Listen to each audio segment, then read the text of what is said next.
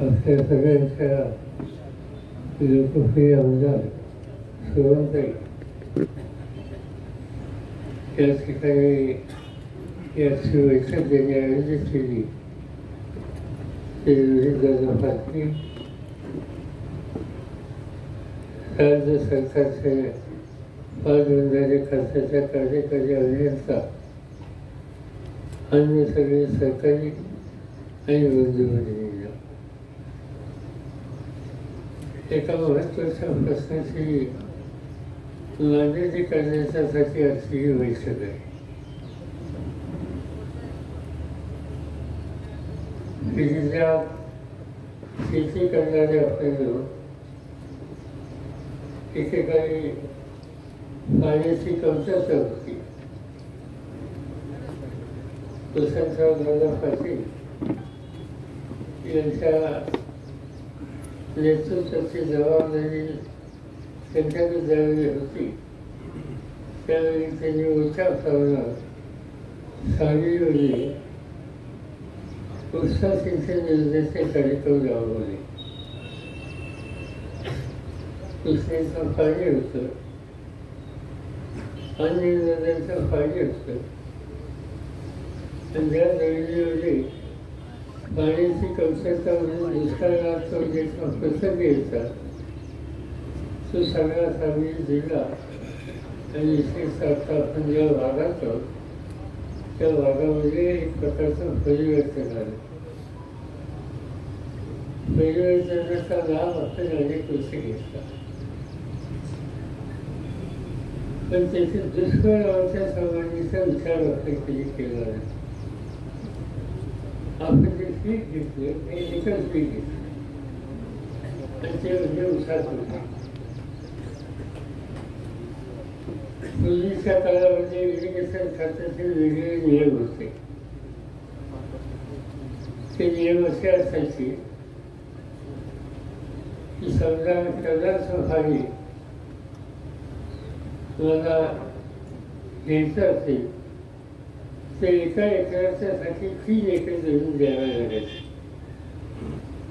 त्याच्या एका एकरामध्ये उभं पीक, दुसऱ्या एकरामध्ये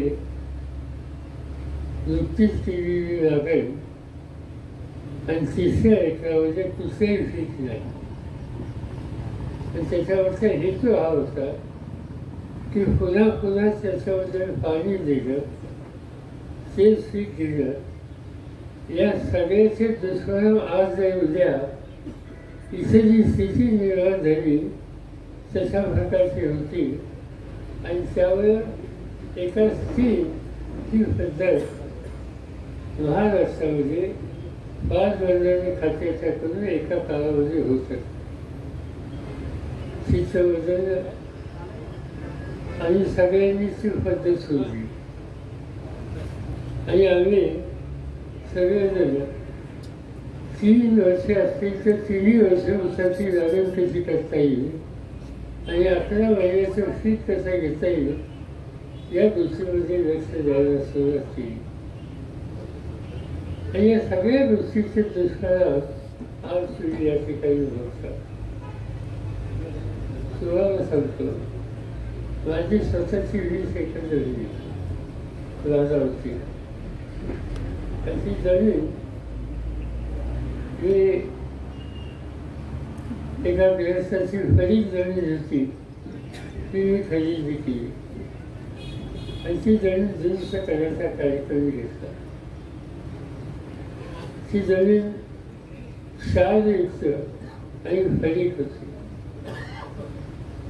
त्याचा विरोध हे 8% सुद्धा जवळपास होता आणि त्यावेळी उत्पन्नाच्या संबंधीची खात्री नव्हती. ती जमीन घेताना मी एक विचार डोक्यात घेतला होता की नुसती जमीन नाही तर जमिनीच्या बरोबर मला आणखी गुंतवणूक करावं लागेल. तर ती गुंतवणूक एक आणि वरची 40% काढली आणि 2 अंडरग्राऊंड पाईपलाईन या संबंधीची सुद्धा उभारणी त्या ठिकाणी केली आणि जमिनीतलं अतिरिक्त पाणी ते आम्ही बाहेर काढले गेले. हे करायला माझी 4 वर्ष गेली. पण 4 वर्ष गेल्याच्या नंतर आणि याचं काळजीपूर्वक आखरी केल्याच्या नंतर, अंमलबजावणी केल्याच्या नंतर आज माझा त्या ठिकाणी आज हे नवरूस आहे, 4 एकर फेलू आहे, 4 एकर चिक्कू आहे आणि मग बाकीच्या जमिनीने काही ना काहीतरी भाजी गहू भाजीपाला काही ना काहीतरी मी घेतो. आणि ज्या क्षेत्रामध्ये माझं उत्पादन ते 20% होतं, आज माझी सरासरी उत्पादन 65% पुढे गेलेलं आहे. आणि कशामुळे केलं? पाण्याचा निचरा होण्याच्यासाठी जी काही पावलं टाकायला पाहिजे ती टाकली, केवळ त्यामुळं ते सगळं क्षेत्र सुधारलेलं. आपण दुसरं पीक देतो, मी कधीतरी असं बोलतो, लोकांना राग येतो आणि मी राग असंच बोलतो. त्याचं कारण दुसरं पीक माझ्यावरती आयुष्याचं पीक आहे. एकदा रान तयार केलं, सही काढली, त्या ठिकाणी वेळेला आणलं, लागण केली आणि नंतर पहिली बांधली, दुसरी बांधली, त्याच्यानंतर खताचा डोस आणि पाण्याची व्यवस्था केली किंवा वाटच बघायची की साखर कारखान्याचा अधिकारी कधी येतोय आणि तुळशीची तारीख कधी नसते. याच्याशी आम्ही दुसरं काही काम करतो आणि करावं लागत. आणि त्यामुळे